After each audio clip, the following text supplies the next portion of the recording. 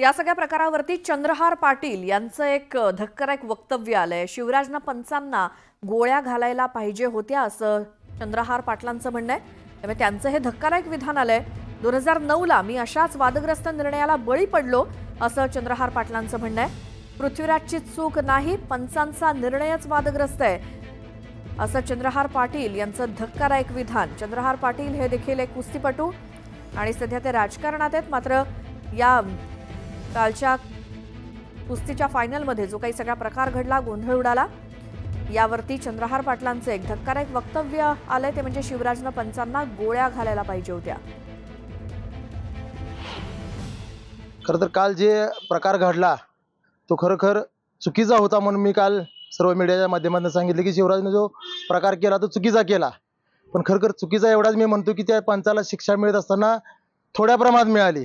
शिवराजने खरं असल्या आज त्याच्यावर जो अन्याय झालाय त्या पंचाला गोळ्या घातल्या पाहिजेत असं माझं स्पष्ट मत आहे। कारण हाच प्रकार 2009 साली माझ्याबरोबर बाबतीतही घडलेला होता।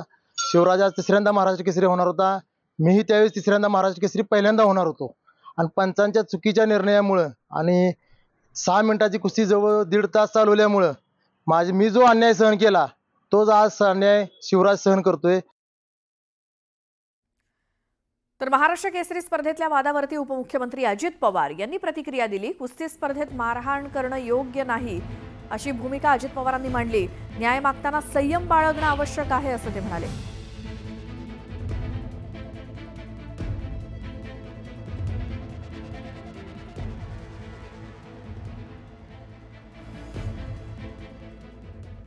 तर आपल्याला माहिती आहे, महाराष्ट्र केसरी स्पर्धेला गालबोट लागलं। शिवराज राक्षे याचा पराभव झाल्यानंतर त्यानं पंचांच्या निकालाविरोधात नाराजी व्यक्त करत त्यांना लाथ मारल्याच्या प्रकारानं गोंधळ उडाला। यावरून सुरू झालेल्या वादावर अर्जुन पुरस्कार विजेते काका पवार यांनी प्रतिक्रिया दिली। महाराष्ट्र कुस्तीगीर परिषदेत उभी फूट पडल्यापासूनच या स्पर्धेत राजकारण घुसले असं काका पवार यांनी म्हटलं। माझ्या तालमीतील पैलवानावरती अन्याय झाला असून शिवराज राक्षे आणि महेंद्र गायकवाड यांच्यावर झालेली 3 वर्ष बंदीची कारवाई चुकीची असल्याचं त्यांनी म्हटलं। काका काय सांगाल, सातत्याने तुमच्या पैलवानांना डावललं जातंय, त्यांना बंदी घातली गेली? नाही, बंदी नाही, ते कशाच्या याच्यावरनं झालं ते काय माहिती नाही मला।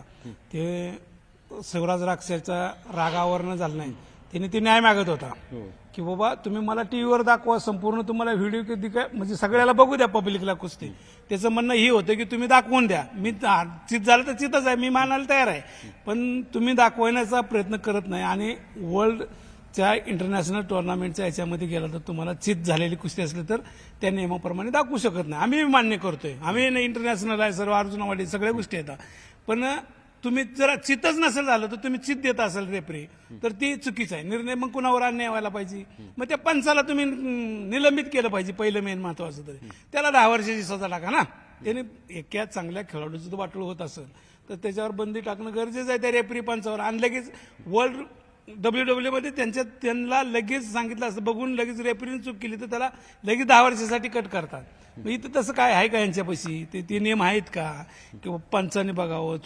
3 पंच असतात, एक पंचाने नाही दिले तर दुसऱ्या, पण मधल्याचा सगळ्यात जास्त रूल असतो मधल्याचा की मागायचे, हे कले बसलेल्याला मागायचं, ते कलेला बसलेला मागायचं कुस्ती। मग तिथं टिकली नाही तोवरच बसूनच गडीने शिटी वाजवली, मग ते अनावर झालं नाही, त्याला राग अनावर झाला नाही। माझी ती म्हणत होता तुम्हाला कुस्ती बघा माझी, का नाही कुस्ती बघत तुम्ही? मग टीव्हीवर दाखवा ना, जग जाहीर होऊ द्या ना, हारला त्याच्यात काय? पैलवानामध्ये कधीच आमच्या पैलवानामध्ये कोणी इकी असते, पैलवानामध्ये भांडण लावण्याचं काम कोण करतं? ही लोक करतात असले। व्हिडिओ जर्नलिस्ट सचिन हंचाटेसह चंद्रकांत फुंदे, न्यूज 18 लोकमत, पुणे।